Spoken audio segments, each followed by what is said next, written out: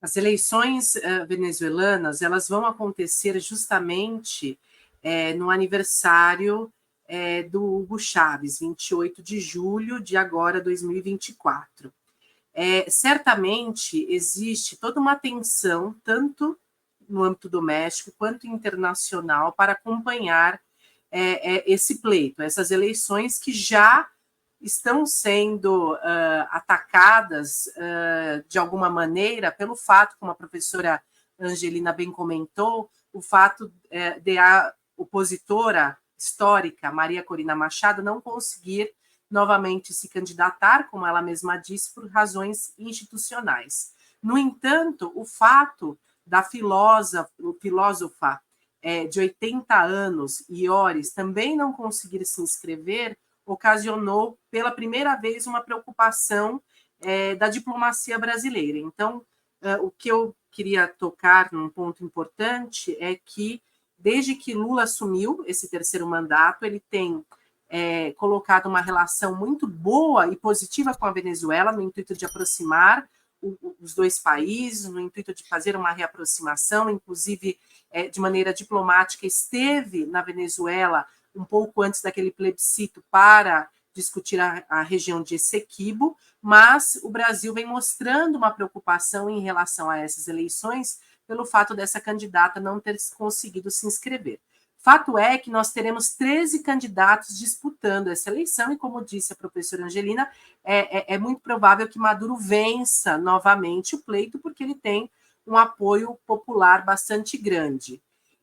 No entanto, o tensionamento acontece no cenário internacional devido aí a esse histórico, a essas dificuldades no sentido do próprio respeito às instituições democráticas, porque a gente sabe que a Venezuela colocou as suas instituições num local bastante frágil, debilitado, e é difícil, muitas vezes, de acompanhar e entender como essas eleições, por exemplo, vão acontecer, mesmo com uma oposição que, como disse a professora Angelina, ela se dissipou, ela se desmembrou, e nós temos aí uma oposição que muitas vezes entende que um outro caminho difícil deveria ser adotado. É uma situação realmente bastante delicada no país. Corina Machado, ela vem buscando um apoio internacional há bastante tempo.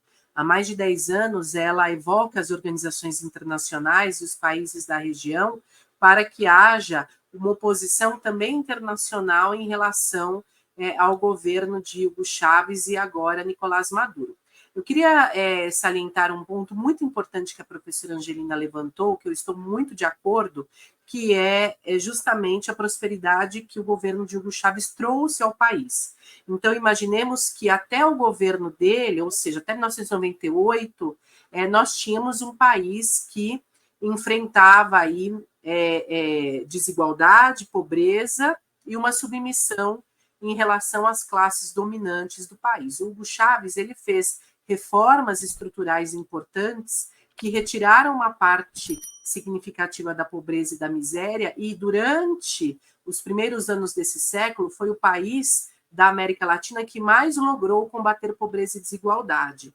Isso são os dados da CEPAL, né? Não sou eu apenas que estou dizendo, nós temos dados que confirmam esse crescimento tão importante. O fato também do país mostrar o quanto a estatização do petróleo foi benéfica na medida que trouxe riquezas para o Estado venezuelano, e não apenas para as elites econômicas que até então se aproveitavam dessa riqueza.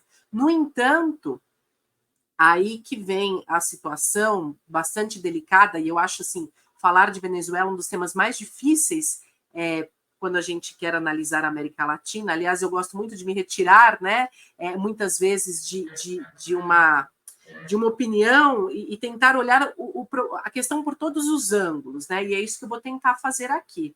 É um governo que logrou combater a pobreza e desigualdade, no entanto, a gente sabe que o próprio capitalismo ele não perdoa no momento em que o Estado está ali atuando à revelia das forças dominantes. Eu acho que isso claramente aconteceu na Venezuela. Então, a tentativa, né, do Hugo Chávez passar o governo para Nicolás Maduro. Então, Hugo Chávez morreu em 5 de março de 2013, e naquele momento a gente não sabia bem quem iria assumir, mas ele preparou, porque ele estava com câncer, ele demorou até um pouco para revelar isso, e veio a óbito. E aí ele tenta preparar duas pessoas, né, dois políticos que eram de sua confiança, e entendeu que o Nicolás Maduro teria mais apoio da população por ter sido motorista de ônibus. A outra figura era ligado aos militares.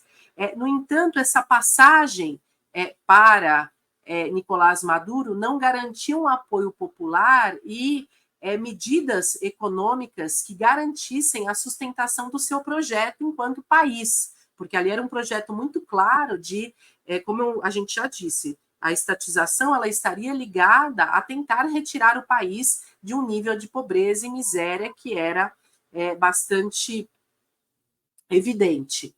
E aí Nicolás Maduro assumiu o poder, né, assumiu o governo venezuelano de forma a suceder Hugo Chávez, mas ele encontrou uma série de dificuldades e também de uma oposição muito grande do cenário internacional, tanto que os Estados Unidos, mais uma vez, colocaram barreiras comerciais à Venezuela, Estados Unidos colocaram ali o país numa situação que a Venezuela não merecia, justamente porque ela queria novamente estatizar e ser detentora dessa riqueza. Assim como é a briga por Essequibo. Eu vou trazer, desculpa me alongar tanto, mas a disputa por Essequibo é porque Essequibo, que foi um território venezuelano de 1830 a 1850, e agora foram descobertas grandes reservas de petróleo que já estão sendo exploradas por grandes empresas transnacionais de petróleo. A Venezuela tem dito, olha, Hugo Chávez negociou a região de Essequibo com a Guiana, mas no momento em que nós temos tantas empresas estrangeiras explorando um recurso natural que é dali da região, será que nós temos que ceder novamente esse território? Aceitar aquelas negociações que deixaram a Venezuela de fora. Então, é uma situação bastante difícil, bastante complicada, e, claro, o país gradativamente foi encontrando dificuldades de governabilidade. Isso acabou levando à fragilização das instituições democráticas, como eu disse. Então, é uma situação bastante difícil, e eu sou uma das grandes defensoras que a Venezuela, nesse momento, ela precisa do quê? De apoio. O Brasil precisa apoiar, não o regime, mas apoiar, não exatamente o governo de Maduro, mas apoiar bastante a população venezuelana, o país, para que ele consiga continuar nessa toada de combate à pobreza e desigualdade.